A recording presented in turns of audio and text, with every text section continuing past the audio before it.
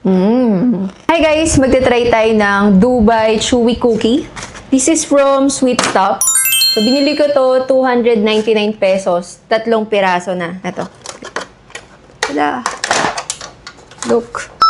Oh! And let's try. Try natin. Grabe yung trending na to. Pagating ko na lang.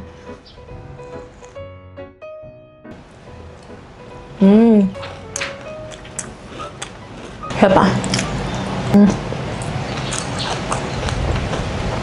Sobrang crispy nung katayupi niya. Hindi siya masyadong matamis pala guys. Ako dito, less pistachio siya, pero sobrang crunchy niya. Sulit nung 3 pieces na 299 pesos na Dubai Chewy Cookie ng Sweet Stop. At kung gusto nyo ng 1 piece, meron sila 105 pesos. So, ito siya. Dito siya nakalagay. So, itry nyo na yung Sweet Stop Dubai Chewy Cookie nila.